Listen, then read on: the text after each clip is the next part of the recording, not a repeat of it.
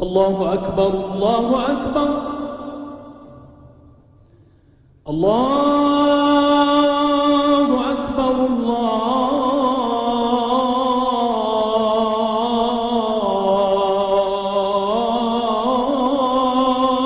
أكبر. Thanks for your question. About the first question, I'll tell you something. I don't know how this happens. This before I got here, I was talking to one of my students in Arabic class, and he said he had some other exam in school, right? And he wasn't prepared. And one of the other kids got COVID in his class. And the teacher got COVID.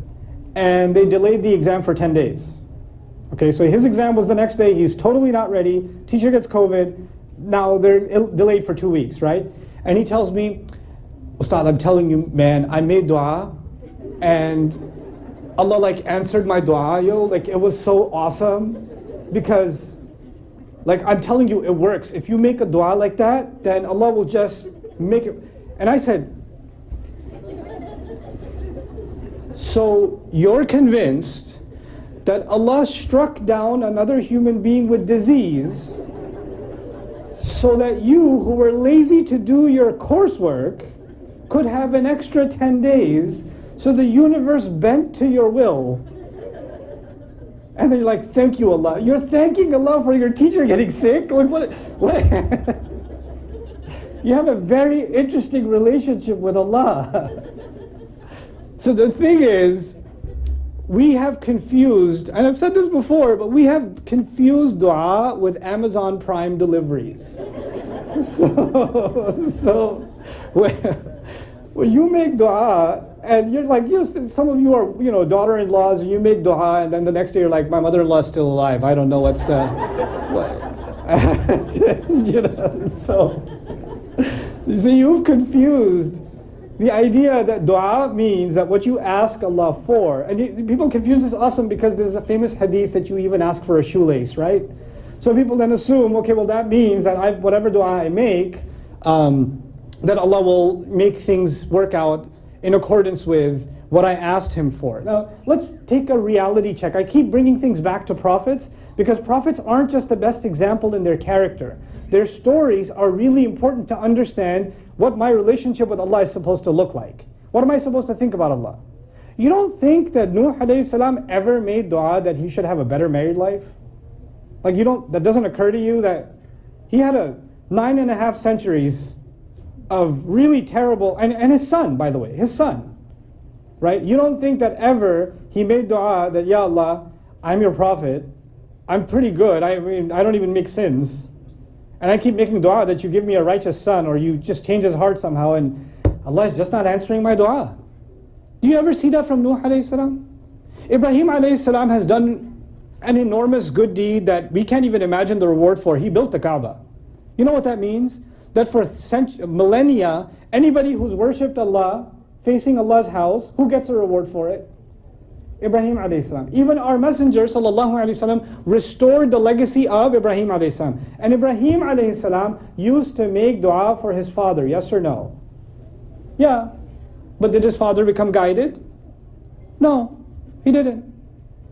So if you and I say we made dua for something, and oftentimes we don't make dua about ourselves. You know what we make dua for? For somebody else to change according to our preference. Ya Allah, change this person's heart. Ya Allah, make this person like me. Ya Allah, make that person hate that person. Ya Allah, don't ever let my uncle come back to the city. Just, like, what are you guys make these du'as about like, somehow Allah will answer your dua by some kind of hypnotic reprogramming of somebody else's brain, and they will become a different person, and then your dua will get answered. And if it doesn't, you're like, Allah dua nahi sun raha, pata nahi kya baat hai? Like Allah is not answering my prayers. I don't know what's going on. Let's understand something about dua first. The fundamental purpose of dua is to give you the strength to deal with reality. The purpose of dua is not to change reality. It is to give you the strength to deal with reality.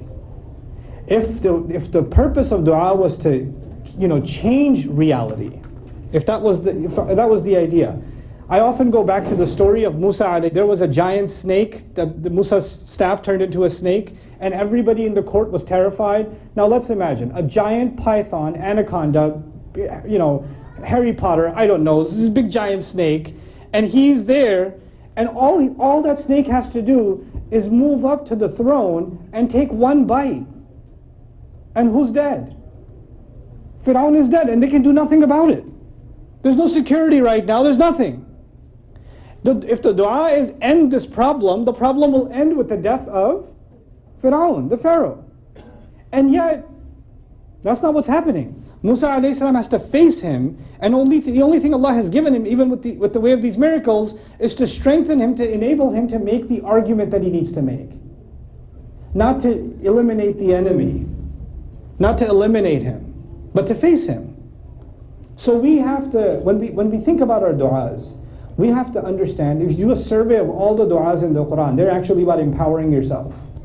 Forgive me, show me mercy, guide me, provide me, protect me, right? Our biggest enemy is shaitan. How come there's no one dua? Ya Allah, just kill shaitan, please. Just be done with it. No, protect me from shaitan, right? Protect me from shaitan. Give me protection. So the du'as in the Quran are there to empower us, not to change reality around us. Allah can change reality, by the way. Didn't He change reality for the young people of the cave? By the way, did the people of the cave who slept for centuries, right? They slept for centuries. But did they ask Allah, Ya Allah, just, put us to sleep for a few hundred years? Is that what they asked for? No. They asked for guidance, actually. وَهَيِّئْ لَنَا مِنْ أَمْرِنَا رَشَدًا. So facilitate guidance for us. Ya Allah, when you ask Allah the right things, then He can bend the universe to your preference. But you don't ask Allah to change reality, you ask Allah for yourself. Right? So you fix your thoughts about dua, and then you realize how dua actually works. And with the wrong concept of dua, which is a very, dare I say it, it's a Protestant concept of dua. It's a Joel Osteen type concept of dua, which Muslims have unfortunately adopted. I went to a Joel Osteen program. I went there just to see what they do. It was being held in the American Airlines Center a few years ago at Christmas. I was like, I'm bored. Let's go. So I go, I got a seat up in the bleachers just to see this is Christmas, this is Jesus season. What are they going to talk about? And he gives this whole speech about, this is your year of due. Everything's going to work out for you. Jesus is going to get you that new job. You're going to get that promotion. That divorce that just ain't over, it's going to be over this time. Like, he's just making all these promises. And then even the people sitting next to me are like, yes sir, yes he is. Yes he is. And then his mother-in-law came on. She said, my doctors told me that I got 1 year left because of my cancer. And that was 1987. Here I am. And everybody was like, you know what they're doing? They're saying dua will change your life to the way you want it. Job, money, health, all of that will come through dua. Yeah, but the fundamental purpose of dua is not to extend your luxuries in this life.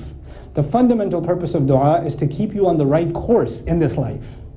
We didn't come here, living well is great, but we didn't come here to live well. Allah will have us live well when we live purposefully. That's the benefits package, it's not the goal. But all of our du'as have become about the benefits, and we've lost sight of the goal, right? So we have to focus on that goal, and then you see how Allah will just open up the door of benefits. I've met thousands of people who said, I decided to do something good in my life.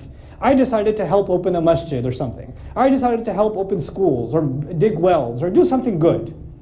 And I was a small businessman, or I had some career, but the moment I started doing these things, my business exploded. It became 10, 20 times bigger than I ever imagined.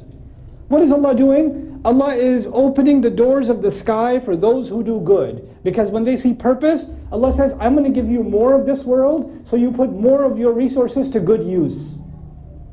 That's what He does. That's His formula. So become of those people. And I pray all of you to do.